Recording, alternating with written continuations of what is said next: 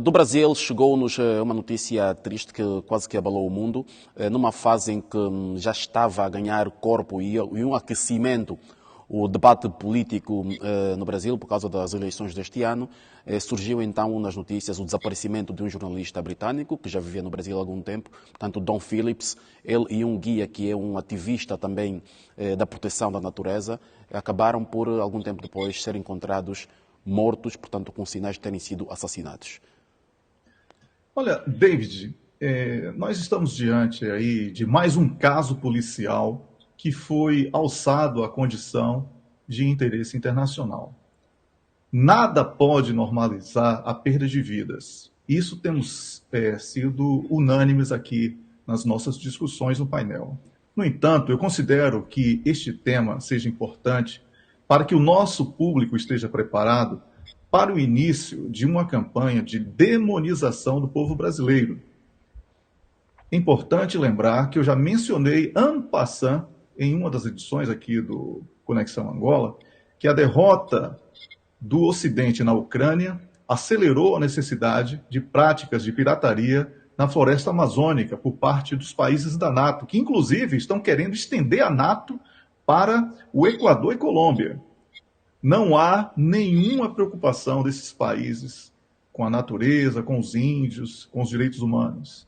Há na Amazônia gás, petróleo, ouro, terras raras e inúmeros recursos que podem salvar as economias desses países derrotados na queda de braço com a Rússia.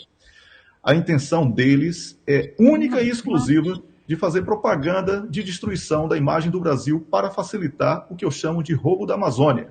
No caso específico dos crimes de Bruno Pereira, que entrou sem autorização da FUNAI, que é a Fundação Nacional do Índio, e de outros órgãos competentes na área de reserva do Javari, local onde os crimes aconteceram, Bruno Pereira, que estava acompanhado pelo jornalista Don Phillips, que trabalha para o jornal The Guardian, que é um jornal que publica frequentemente fake news sobre o Brasil, olha, eu vou repetir, nada justifica os crimes, mas, no entanto, ao ingressar sem autorização numa área que é reservada e que tem um elevado histórico de criminalidade, porque ali, David, passa toda a cocaína que sai do Peru para a Europa e também para os Estados Unidos.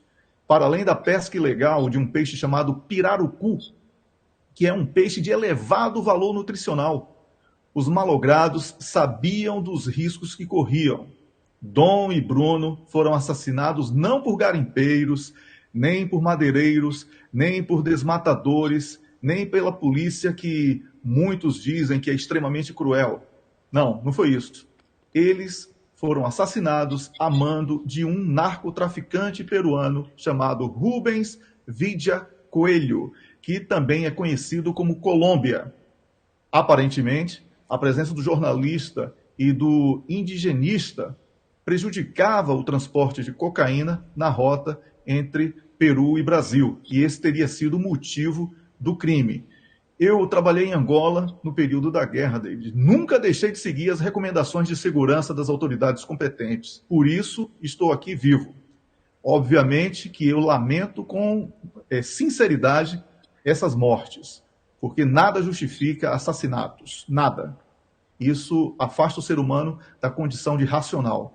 Mas eu gostaria de concluir dizendo que no dia 22 desse mês serão completados 17 anos que o brasileiro Jean Charles de Menezes, que vivia na Inglaterra e trabalhava como eletricista, foi executado com 7 tiros na cabeça pela polícia britânica, dentro de um vagão do metrô de Londres. Esta mesma imprensa o acusou sem nenhum pudor de ser terrorista naquela oportunidade.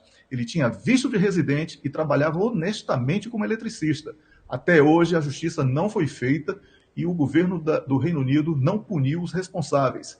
Isso não reduz a minha empatia em relação aos crimes do britânico Don Phillips e do indigenista brasileiro licenciado Bruno Pereira, que trabalhava para uma ONG norte-americana lá na floresta amazônica e que entraram numa área perigosa e sem autorização. Mas revela que este é mais um caso de empatia seletiva utilizado para estigmatizar o povo.